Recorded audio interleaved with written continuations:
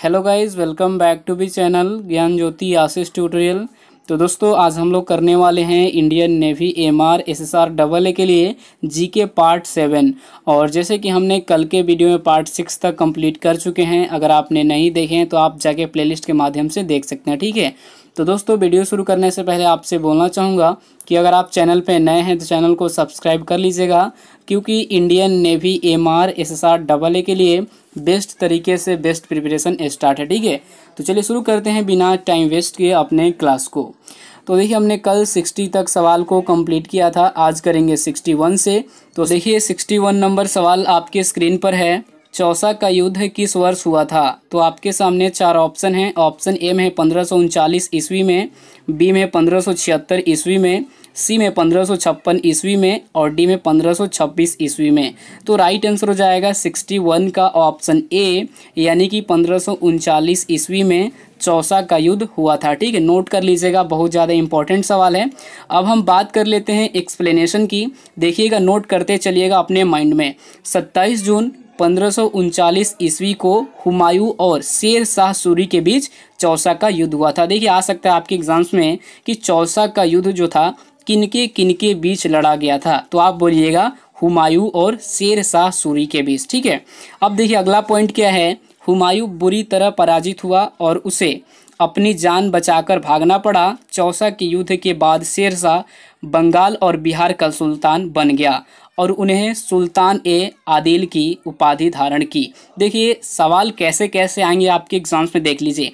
पहला तो आएगा ये सवाल कि चौसा का युद्ध कब हुआ था, तो आप बोलिएगा 1539 ईस्वी में। किनके बीच लड़ा गया था? तो ये हुआ था हुमायूं और शेर शाह के बीच। और इसमें जीता कौन था? तो हुमायूं बुरी तरह पराजित हुआ था, यानी कि हुमायूं हार गया था तो शेर शाह जीत गया था। सिंपल सी बात है, ठीक है। तो शेर शाह विजेता है, तो नोट कर लीजिएगा। चलिए अगला सवाल है 62 नंबर सवाल आपकी स्क्रीन पे है। कुतुबुद्दीन का मकबरा कहाँ स्थित है? देखिए बहुत ज़्यादा इंपॉर्टेंट सवाल है। ये सवाल आपके एग्जाम्स में आ चुके हैं।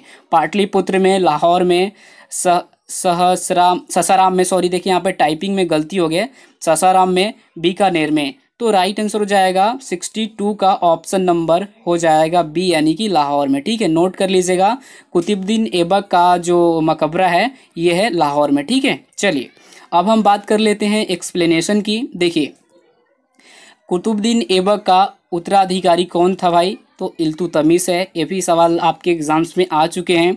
अगला पॉइंट है, दिल्ली के प्रथम गुलाम शासक कुतुबुद्दीन ऐबक की मृत्यु कब हुई थी? तो इनका मृत्यु हुआ था 1210 ईस्वी में, ठीक है। दिल्ली के शासक कुतुबुद्दीन ऐबक की मृत्यु के बाद गद्दी पर कौन बैठा? तो वो बैठा था आराम शाह, ठीक है। देखिए नाम कैसा है, आराम शाह, ठीक है। अगला पॉइंट है, दिल्ली का पहला तुर्क शासक किसे माना जाता है? तो कुतुबुद्दीन ऐबक को माना जाता है, ठीक है। अब देखिए एक और सवाल आपके एग्जाम्स में बहुत ज़्यादा पूछा जाता है। कुतुब मीनार किसने और कब बनवाया था? आप कमेंट करके मुझे बताएंगे। देखिए ये सवाल बहुत ज़्यादा इंपॉर्टेंट है और ये सवाल हर बार एग्जाम में पूछा जाता है, ठीक है। तो ये सवाल जितने भी है नोट कर लीजिएगा। और ये जो सवाल है कि कुतुबुद्दीन ऐबक का मकबरा कहाँ स्थित है, तो लाहौर में, ठीक है। लाहौर कहाँ पड़ता है आप भी बताएंगे। चलिए अगला सवाल है 63 नंबर सवाल में, विश्व मानवाधिकार दिवस कब मनाया जाता है? 12 दिसंबर, 10 दिसंबर, 9 दिसंबर, 1 दिसंबर। राइट आंसर ऑप्शन बी, यानी कि 10 दिसंबर को मनाया जाता है, ठीक है। विश्व मानवाधिकार दिवस, ठीक है। अब देखिए एक्स्ट्रा फैक्ट क्या है यहाँ पे देख लीजिए। विश्व मानवाधिकार दिवस आरंभ 1948 को हुआ था, ठीक है। आ सकता है आपके एग्जाम्स में कि ये प्रारंभ कब हुआ था, आरंभ कब हुआ था? तो ये हुआ था 1948 में। मानव अधिकार दिवस प्रत्येक वर्ष 10 दिसंबर को दुनिया भर में मनाया जाता है, ठीक है। देखिए कहीं कहीं लिखा रहता है कि मानव अधिकार दिवस और कहीं कहीं लिखा रहता है मानवाधिकार दिवस, ठीक है। तो दोनों एक ही चीज़ होता है, मानवाधिकार दिवस बोलो या फिर मानव अधिकार दिवस बोलो, ठीक है। ये मत सोचिएगा कि सर यहाँ पे मानवाधिकार लिखे और यहाँ पे मानवाधिकार लिखे, तो दोनों का एक ही अर्थ होता है। चलिए अगला सवाल है 64 में, निम्नलिखित में से युद्ध संबंधी नृत्य कौन सा है? तो आपके सामने 4 ऑप्शन है, आप लोग बता दीजिएगा क्या, अगर आप में दम है तो बताएंगे। देखिए आपके सामने 4 ऑप्शन दिख रहा होगा, तो करेक्ट आंसर हो जाएगा ऑप्शन नंबर बी, यानी कि मेघालय बम्बू नृत्य हो जाएगा राइट आंसर। ठीक है, निम्नलिखित में से युद्ध संबंधी नृत्य कौन सा है, तो मेघालय बम्बू नृत्य हो जाएगा राइट आंसर। ठीक है, अब हम बात कर लेते हैं एक्सप्लेनेशन की, ध्यान से देखिएगा। मेघालय का बम्बू नृत्य युद्ध संबंधी नृत्य यह भारत के उत्तरी पूर्वी राज्य मेघालय का प्रसिद्ध लोक नृत्य है। इस नृत्य में बांसुरी की सहायता से किया जाता है। यह मेघालय राज्य में यह नृत्य युद्ध का प्रतीक है। ये नृत्य वहाँ के आदिवासी समुदाय का आदिवासी नृत्य है। मेघालय भारत का एक उत्तर पूर्वी राज्य है। मेघालय की राजधानी शिलांग है। नोट कर लीजिएगा अपने माइंड में। चलिए देखिए, एक और चीज़ आपसे बताना चाहूँगा कि अगर आपको पीडीएफ चाहिए तो आप टेलीग्राम ग्रुप ज्वाइन कर लीजिएगा। सिंपल सी बात है, ये पीडीएफ आपको टेलीग्राम ग्रुप में मिल जाएगा। चलिए 65 नंबर सवाल देखते हैं। ये सवाल बहुत ज़्यादा इंपॉर्टेंट है, वेरी वेरी इंपॉर्टेंट। ठीक है, इस बार के लिए VVI है। ठीक है, VVI 2020 मतलब 4/2021 बैच और फरवरी 2021 बैच के लिए इम्पोर्टेंट सवाल। चर्चित पुस्तक द ओरिजिन ऑफ अदर्स के रचयिता कौन है, आप बताइए तो कौन है।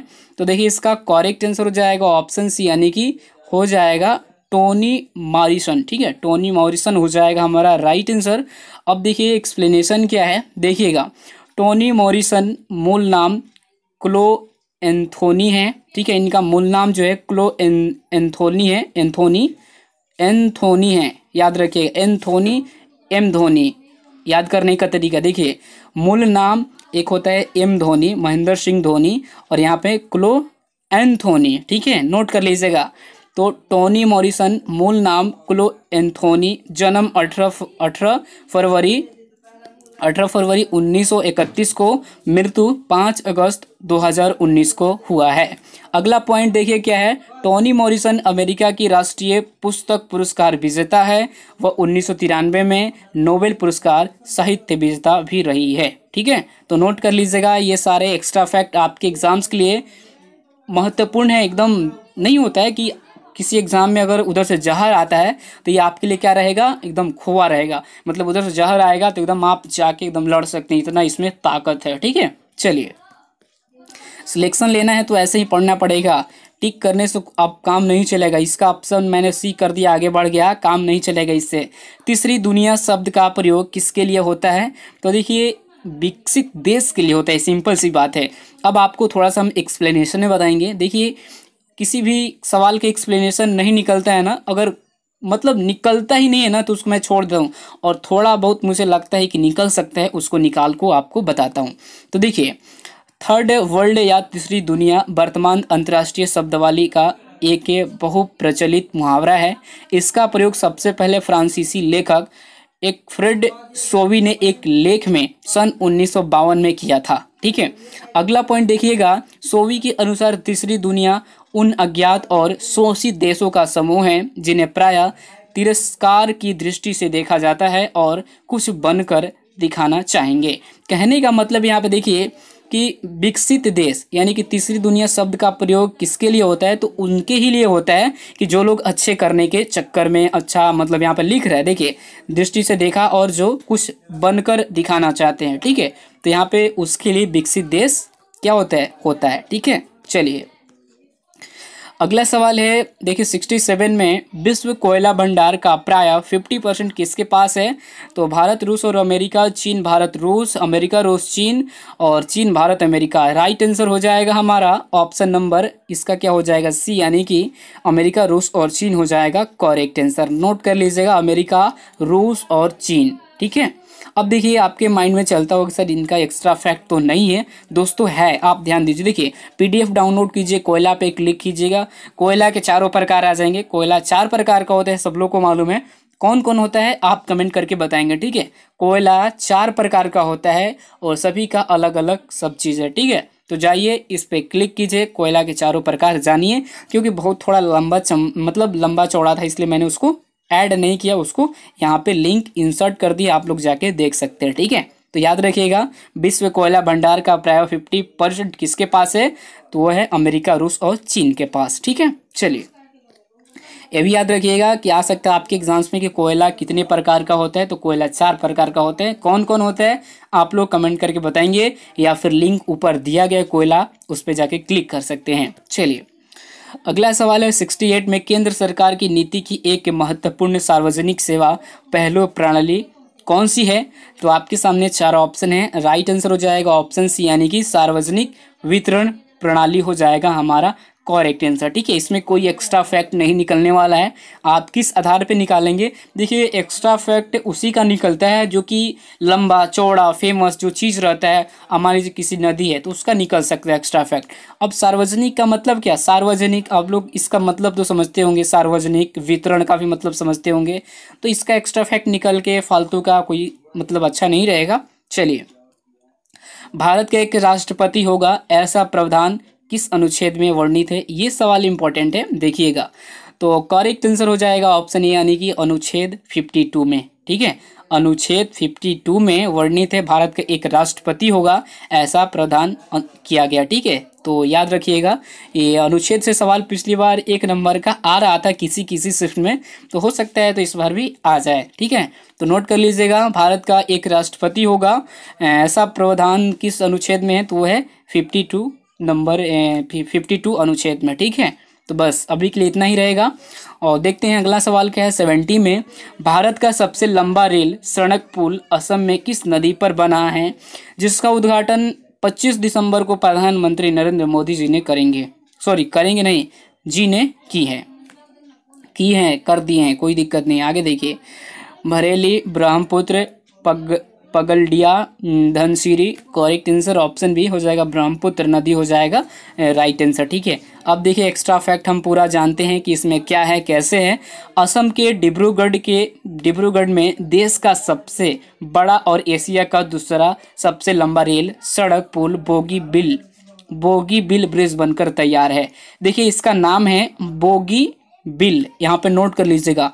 देश का सबसे बड़ा और एशिया का दूसरा सबसे लंबा रेल सड़क पुल बोगीबिल ब्रिज बनकर तैयार हो चुका है। पूर्वोत्तर राज्य असम में ब्रह्मपुत्र नदी पर बने इस बोगीबिल पुल की लंबाई 4.94 किलोमीटर है। प्रधानमंत्री नरेंद्र मोदी जी ने इस ब्रिज का उद्घाटन 25 दिसंबर को की है। ठीक है, तो नोट कर लीजिएगा अपने माइंड में। चलिए, साइकिल से 159 दिन में दुनिया का चक्कर लगाने वाली सबसे तेज एशियाई महिला कौन सी बनी है? कौन बन गई है या फिर कौन बनी गई, मतलब बन गई है या फिर बनी है? ठीक है, तो देखिए इसका करेक्ट आंसर हो जाएगा, सिंपल सी बात है, ऑप्शन सी वेदांगी कुलकर्णी हो जाएगा राइट आंसर। ठीक है, वेदांगी कुलकर्णी राइट आंसर हो जाएगा, जो कि यहाँ पे साइकिल से 159 दिन में दुनिया का चक्कर लगाने वाली सबसे तेज एशियाई महिला बन गई है। देखिए 159 दिन साइकिल चला के, ये हम लोग से नहीं होगा भाई सच में। अगर इसके लिए हिम्मत होना चाहिए भाई, जुनून, सबसे बड़ी बात जुनून होती है। आप जॉब करने का अगर आपका जुनून है तो जुनून होना चाहिए, तभी होगा नौकरी, नहीं तो नहीं होगा। अगर आपका जुनून जिस दिन हट जाएगा या फिर नहीं रहता है तो आप कितना भी कोशिश कर लो, नौकरी कभी नहीं होगा। ठीक है, जुनून, मन, तन, ये सब, धन तो सब लोग के पास होता है, क्यों नहीं? लोग देखिए किसी किसी के पास धन होता है, लेकिन लोग ऐसे होते हैं कि वहीं से गायब हो जाते हैं। मतलब उनका पैसा रहता है लेकिन माइंड काम नहीं करता है, और किसी के पास पैसा नहीं रहता है फिर भी लोग आगे बढ़ जाते हैं। तो जुनून होता है सब चीज़ का। ठीक है, चलिए बात करते हैं एक्सप्लेनेशन की। साइकिल से 159 दिनों में 29,000 किलोमीटर सफ़र तय कर कोलकाता पहुंची पुणे की वेदांगी कुलकर्णी दुनिया का चक्कर लगाने वाली सबसे तेज एशियाई महिला बन गई है। वेदांगी ने हर दिन करीब 300 किलोमीटर साइकिलिंग करके ये रिकॉर्ड बनाया है। बता दे वेदांगी का ये सफ़र ऑस्ट्रेलिया के पर्थ से शुरू हुआ था। अच्छा ये बताइए कि 29,000 किलोमीटर, बाप रे बाप साला। हम मतलब वही दोस्तों हम सोचते हैं कि यार हमारा जो बिहार है और दिल्ली में आने जाने में 900 950 लग जाता है, तो यार सोचने से थोड़ा सा आप सोचिए कि कितने लोग टैलेंट हमारे इंडिया में भरे हैं कि साइकिल से 159 दिनों में 29,000 किलोमीटर का सफ़र करके पहुंची है। ठीक है, कोलकाता पहुंची, तो ये एक महान है। और ये देखिए ये जो है क्या नाम है इनका, वेदांगी जी, बहुत बहुत शुक्रिया इनके लिए। और हमारे देश में ऐसे ही लोग आगे बढ़े और ये सब थोड़ा सा अच्छा लगता है देखकर। ठीक है, चलिए कोई बात नहीं, आप एक्सप्लेनेशन पढ़ लीजिएगा, कोई दिक्कत नहीं होगा। ठीक है, चलिए। हर दिन 300 किलोमीटर चलाती है, ये नोट कर लीजिएगा। कौन सा अनुच्छेद संसद को संविधान संशोधन का अधिकार देता है?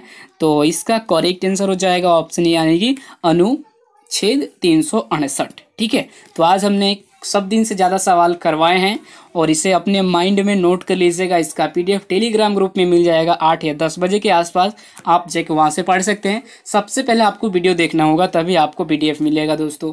पीडीएफ देखिए, वीडियो देख लीजिए, उसके बाद पीडीएफ ले लीजिए, दिक्कत क्या है, सब चीज़ सही रहेगा आपके लिए भी मेरे लिए भी। ठीक है, तो बस अभी के लिए इतना ही बताना चाहूँगा और पढ़ाना चाहूँगा। मिलते हैं एक और वीडियो में। अब देखिए एक और चीज़ की, कल से हमारा वीडियो लेट आ रहा है ना, तो कल आपको 8 बजे मॉर्निंग में फिजिक्स का क्लास मिल जाएगा और आपका जीके का जो टाइम पे आता है उस टाइम पे मिल जाएगा। ठीक है, मिलते हैं एक और वीडियो में, तब तक के लिए अपना ख्याल रखिएगा। जय हिंद, जय भारत, आगे बढ़ते रहिए और सुरक्षित रहिए। Thank you so much.